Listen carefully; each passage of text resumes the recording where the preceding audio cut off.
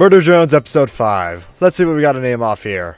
A flashback episode, a bunch of people doing blackface, crucifixions, and a pissed off toddler. I think at the time this was a highly anticipated episode, but if I'm going to be really honest, this is probably my least favorite episode out of the current ones that are out there, but I'll discuss that at the end. Anyways, with that all out of the way, time to explain Murder Drones episode 5 in the dumbest way possible.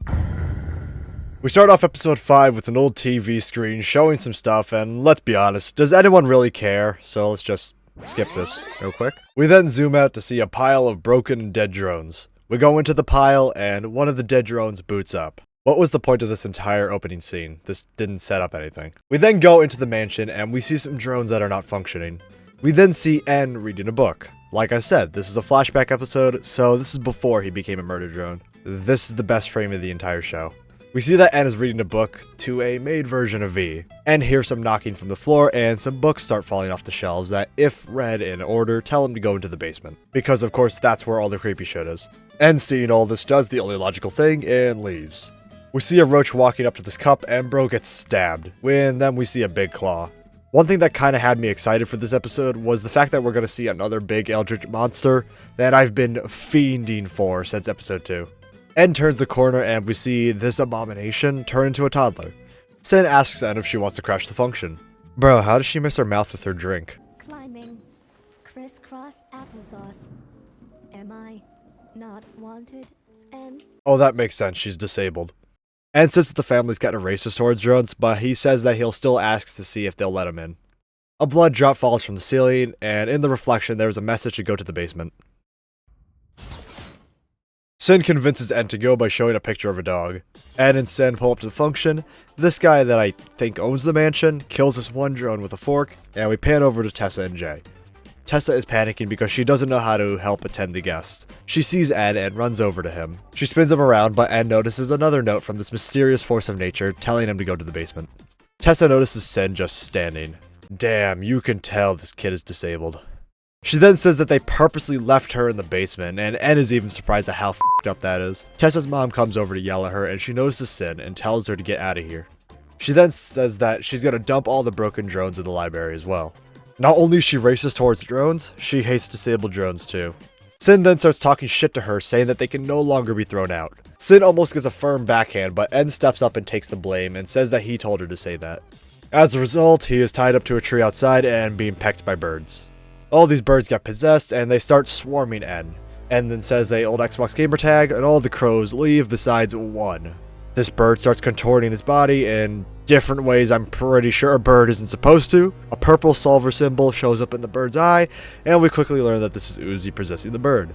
We cut to Tessa, Jay, and Sin chained up. Tessa is trying to find a way to unchain herself, but is then met face to face with Sin and with a centipede body. She tells Tessa to stay away from the function and she'll spare her life. We cut back to N and Uzi, which I'm supposed to call Birdsy because that's apparently what everyone calls her. Birdsy explains to N that this is one of his memories and that he passed out due to something trying to lobotomize him. Birdsy breaks the chain and tells N to go to the basement. Uzi disconnects from the birds for a moment to tell her dad to get the f*** out of her room because she's playing Minecraft, and shuts the door on him.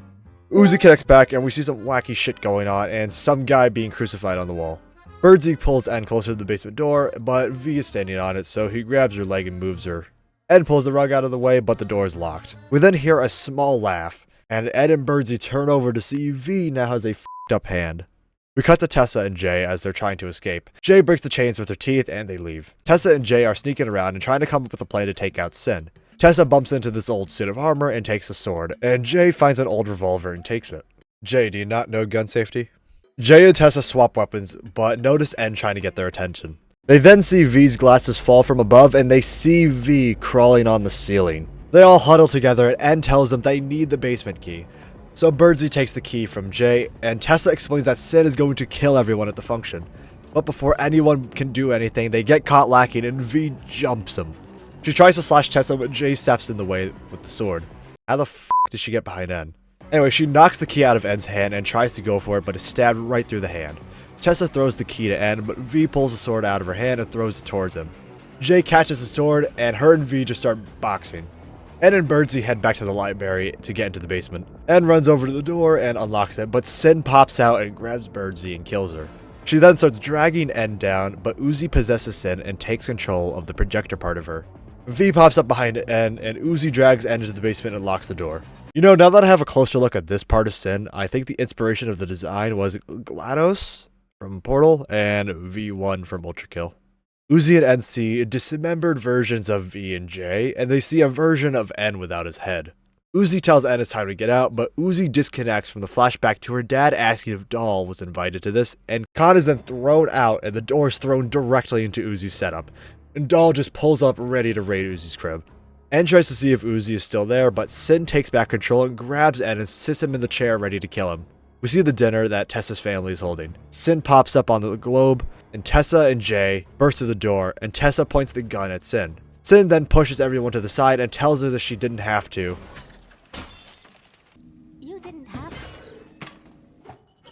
This has got to be crossing the line by throwing stuff at a disabled kid. Anyways, we get hit with a sudden beat drop.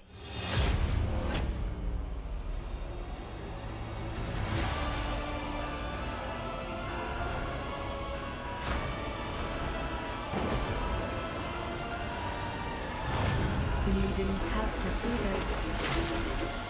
So while everyone is dying, Sin is trying to pick up a scalpel with her claw, but gets mad, so she opens the basement to let V in. We're then back with Uzi and Doll as they're trying to fight over the roach. Uzi sees N glitching out, so she just throws the roach at Doll and puts the door back. Doll looks at Khan that's in the wall, and tells him he raised a good daughter, and leaves. We cut back to the basement, and V is struggling to pick up the scalpel with her claw hand when she has her other hand that can probably pick it up better.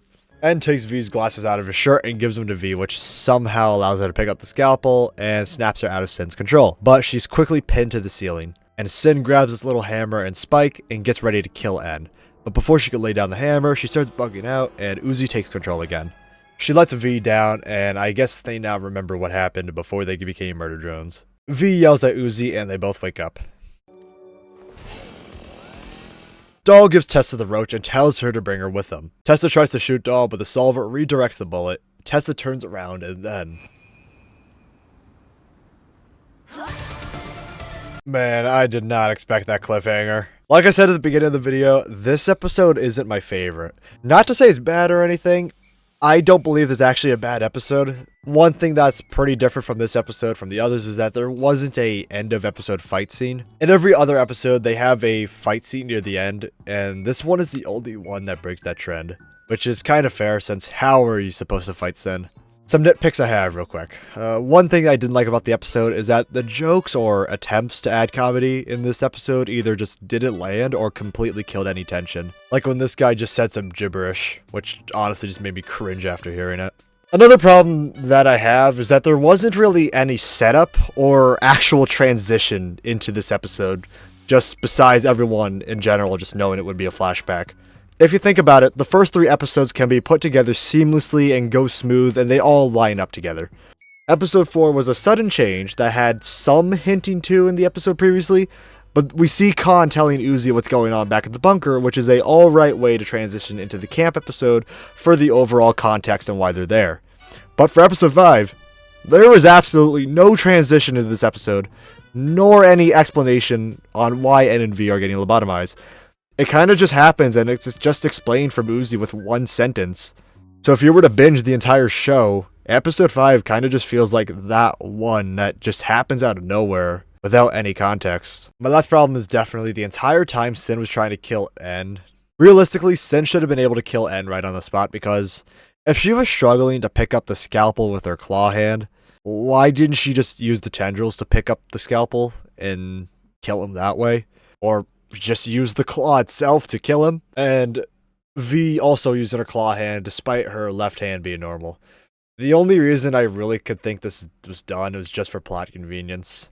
I hate to say it, that episode 5 is just definitely the weakest episode by far, but episode 6 is just so much more of an improvement, and it's genuinely one of my favorite episodes.